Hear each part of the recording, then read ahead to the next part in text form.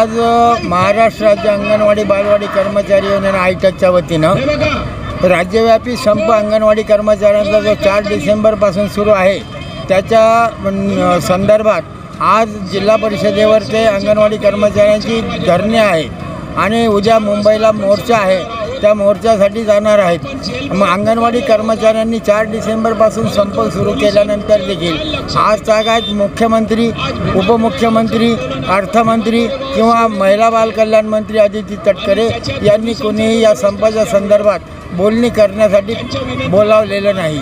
निवेदने स्वीकारली। 4 डिसेंबर पूर्वीपासून 16 नोव्हेंबरला देखील निवेदन दिलेलं आहे, मात्र सरकार चालढकल करून वेळ काढूपणा करत आहे आणि अंगणवाडी कर्मचाऱ्यांचा त्रस्त करण्याचा प्रयत्न करत आहे।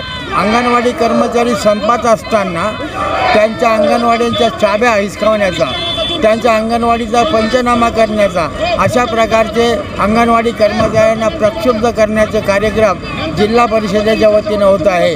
आणि म्हणून आज या ठिकाणी अंगणवाडी कर्मचाऱ्यांच्या मागण्यासंदर्भात, ज्या मागण्याच्या अंगणवाडी कर्मचाऱ्याला वेतन श्रेणी मिळाली पाहिजे, सेवानिवृत्तीनंतर नियमित दरमहा पेन्शन मिळाली पाहिजे, अर्धा पगार, आणि अंगणवाडी कर्मचाऱ्याला सुप्रीम कोर्टाच्या निर्णयानुसार सेवानिवृत्तीनंतर ग्रॅच्युटी मिळाली पाहिजे, या प्रमुख मागण्यांना घेऊन आज महाराष्ट्रभर अंगणवाडी कर्मचाऱ्यांचं आंदोलन चालू आहे।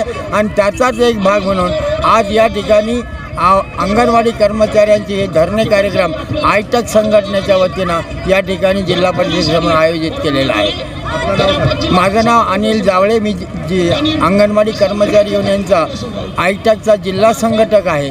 आमच्या युनियनचे प्राध्यापक रामभाईचे अध्यक्ष, तारा बनसोडे या सेक्रेटरी आहेत आणि तमाम अंगणवाडी कर्मचारी पूर्ण औरंगाबाद जिल्ह्यातून गंगापूर, पैठण, फुलंब्री, सोयगाव, सिल्लोड, गंगापूर आणि सोयगाव, कन्नड या तालुक्यातून आलेले आहेत आणि अशाच प्रकारे उद्या मुंबईला या मोर्चासाठी जाणार आहेत।